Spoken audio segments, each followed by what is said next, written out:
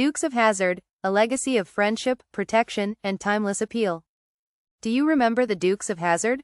If you were lucky enough to catch it during its prime, you'd know that it wasn't just about fast cars, wild chases, and rubber-burning adventures. For fans and cast members alike, it was about something deeper, genuine friendships. And there's one thing that's absolutely clear: the bond between John Schneider, Tom Wopat, and Catherine Bach, the stars of the show, is still as strong as ever. Recently, Schneider, Wopat, and Bach reunited at the Hollywood Museum to celebrate the iconic General Lee, the muscle car that became synonymous with the series. The exhibit, part of the iconic rides collection, gave fans a chance to relive the golden days of Hazzard County. And trust me, even after all these years, the chemistry between the three stars is undeniable.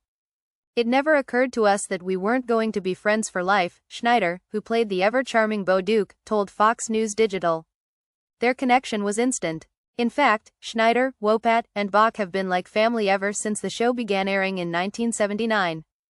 While millions of fans tuned in to admire Catherine's infamous Daisy Dukes and watch the Duke boys tear through Hazzard, it wasn't just about the on-screen antics.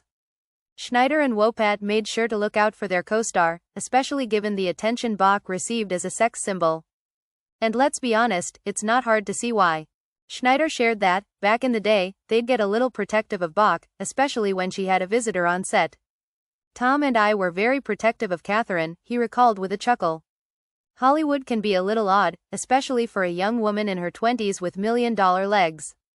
So, we'd make sure her dates were well aware of the rules. As funny as it sounds, that kind of care and camaraderie was a hallmark of the show's success. But what about the romance rumors? Were there any sparks flying behind the scenes?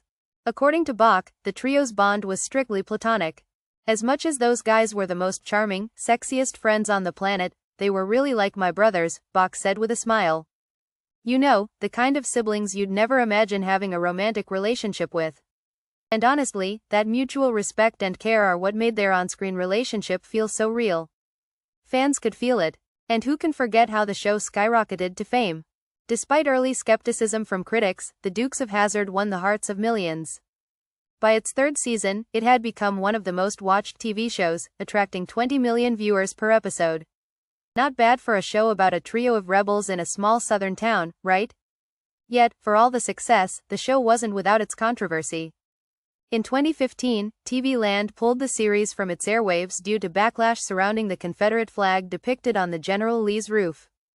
Some viewed it as a symbol of hate, while others, like Schneider, defended the show as simply a fun, family-friendly adventure. The Dukes of Hazzard never had a racist bone in its body, Schneider asserted. It's a community, a family. We wanted to entertain, not offend. In recent years, especially during the height of the Black Lives Matter movement, the controversy over the Confederate flag resurfaced. But, in Schneider's eyes, the issue has been blown out of proportion. Some people just wanted to find a problem, he explained. The show is all about family, fun, and respect. It seems like, despite all the noise, the show's appeal remains as timeless as ever. With reunions like the one at the Hollywood Museum, it's clear that fans still cherish the Dukes of Hazzard, warts and all. And as Schneider points out, that enduring legacy is exactly why the show continues to attract fans even today. It's fun, it's heartwarming, and it's a reminder that sometimes, family can be found in the most unexpected places. So, here's to the Dukes of Hazzard, a show that was about more than just fast cars and daring stunts. It was about friendship, loyalty, and protecting those you love. And maybe, just maybe, that's why it still resonates with so many, decades later.